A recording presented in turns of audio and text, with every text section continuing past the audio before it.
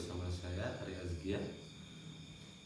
Untuk kesempatan kali ini saya akan menjelaskan tentang apa itu leukemia, kenapa leukemia bisa terjadi, kemudian apa pencegahannya, kemudian manifestasi klinisnya seperti apa. Oke, baik. Untuk sekarang kita langsung saja mulai penjelasan pada leukemia tersebut. Leukemia merupakan istilah umum yang digunakan untuk menggambarkan sekelompok gangguan ganas yang mempengaruhi darah dan pembentukan darah, jaringan sumsum tulang, sistem getah bening, dan limpa. Leukemia adalah keganasan klonal yang umumnya terjadi pada sumsum tulang dan gangguan pada darah. Ciri patologis umumnya dari semua leukemia adalah proliferasi sel yang tidak terkendali dari leukosit yang mengalami keganasan yang dapat menyebabkan peningkatan kepadatan sumsum tulang serta adanya translokasi merupakan kelainan umum pada leukemia tersebut. Kemudian faktor apa saja yang mempengaruhi terjadinya leukemia? Untuk yang pertama ada faktor umur, jenis kelamin, dan juga ras. Umur merupakan faktor yang sangat mempengaruhi, di mana leukemia ini paling sering dan paling banyak kasusnya terjadi pada anak-anak.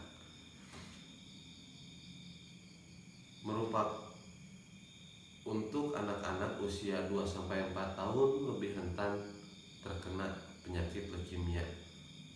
Tapi di samping itu orang dewasa pun bisa terkena leukemia dengan resiko orang dewasa pada umur 15-29 tahun, dan juga ada yang sudah masuk usia lanjut kisaran umur 60 tahun. Leukemia menyumbang kasus 2% dari semua jenis kanker, menyerang 9 dari 10.000 orang di Amerika setiap tahunnya. Itu untuk contoh kasus yang di Amerika. Kemudian ada faktor genetik, yaitu faktor keturunan. Faktor keturunan jadi untuk keluarga yang sudah riwayat mengalami leukemia, untuk keturunannya beresiko besar untuk mendapatkan penyakit tersebut karena kelainan kongenital itu. Kemudian ada faktor agent, yaitu meliputi virus, kemudian sinar radioaktif, kemudian zat kimia lainnya. Kemudian faktor lingkungan juga sangat mempengaruhi terhadap terjadinya leukemia tersebut. Untuk selanjutnya, manifestasi klinis yang sering dijumpai pada penyakit leukemia adalah anemia, kekurangan darah. Pasien yang menderita leukemia akan mudah terlihat pucat karena kekurangan darah tersebut. Jadi untuk pasien leukemia banyak terjadi kasusnya harus transfusi darah. Kemudian suhu tubuh tinggi dan mudah infeksi karena tidak maksimalnya peredaran darah pada tubuh penderita leukemia tersebut. Kemudian adanya perdarahan, bisa dilihat dan dikaji adanya perdarahan mukosa seperti gusi berdarah, hidung atau epistaxis, hidung berdarah, atau dalam bahasa masyarakatnya mimisan. Kemudian penurunan kesadaran. Penurunan kesadaran tersebut dikarenakan adanya infiltrasi sel abnormal ke otak, dapat menyebabkan berbagai gangguan seperti kejang sampai bisa koma. Kemudian penurunan nafsu makan, dan yang terakhir kelemahan dan kelelahan fisik. Orang yang menderita leukemia aktivitasnya sangat terganggu karena terlalu banyak aktivitas. Mereka akan sangat mudah lelah dan mudah capek untuk menerima aktivitas tersebut. Kemudian ada penata laksanaan.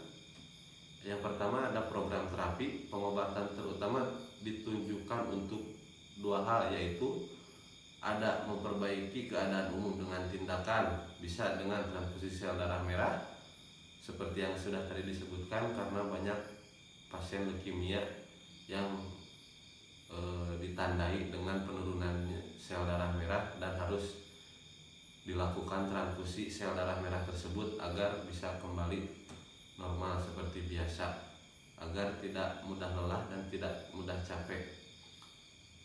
Apabila terjadi perdarahan hebat dan jumlah trombosit kurang dari 10.000, itu bisa dilakukan juga transfusi trombosit. Di samping sel darah merah yang ditambah dan ditransfusi, sel darah putihnya pun kalau misalkan kurang dari angka normal 10.000, itu harus dilakukan transfusi trombosit juga. Kemudian pengobatan spesifik terutama ditunjukkan untuk mengatasi sel-sel yang abnormal. Pelaksanaannya tergantung pada kebijakan masing-masing rumah sakit, tetapi prinsip dasar pelaksanaannya adalah yang pertama induksi untuk mencapai remisi, kemudian intensifikasi, kemudian mencegah penyebaran sel-sel abnormal ke sistem persaraf pusat, kemudian terapi rumatan atau pemeliharaan dimaksudkan untuk mempertahankan masa remisi. Kemudian fase pelaksanaan kemoterapi. Untuk fase pelaksanaan kemoterapi yang pertama ada fase induksi dimulai 4-5 minggu setelah didiagnosa ditegakkan. Pada fase ini diberikan terapi korsitesteroid. Penyakit berkurang atau tidak ada dan dalam sumsum tulang ditemukan jumlah sel muda kurang dari 5%. Kemudian ada fase profilaksis sistem saraf pusat. Pada fase ini diberikan terapi metotrexat dan hidrokortison melalui intratekal untuk mencegah invasi sel leukemia ke otak. Kemudian ada konsolidasi. Pada fase konsolidasi ini kombinasi pengobatan dilakukan untuk mempertahankan remisi dan mengurangi jumlah sel-sel leukemia yang beredar dalam tubuh. Kemudian ada pengobatan imunologik bertujuan untuk menghilangkan sel leukemia yang ada di dalam tubuh agar pasien dapat sembuh sempurna. Kemudian ada radioterapi, selanjutnya ada transplantasi sumsum tulang. Kemudian ada terapi suportif. Nah, terapi suportif berfungsi untuk mengatasi akibat-akibat yang ditimbulkan leukemia dan mengatasi efek samping obat, misalnya transfusi darah untuk penderita leukemia dengan keluhan anemia, transfusi trombosit untuk mengatasi perdarahan, dan antibiotik untuk mengatasi infeksi. Di sisi lain ada komplikasi terhadap yang timbul pada pasien leukemia tersebut. Untuk yang pertama anemia seperti yang sudah tadi dijelaskan, kemudian terinfeksi berbagai penyakit karena imunnya untuk penderita leukemia itu sangat mudah menurun, sehingga infeksi dari virus lain bisa dengan mudah masuk ke dalam tubuh penderita leukemia tersebut. Kemudian ada perdarahan. Hal ini terjadi akibat penekanan sel leukemia pada sumsum tulang, sehingga sel membeku dan produksinya. Kemudian ada gangguan metabolisme.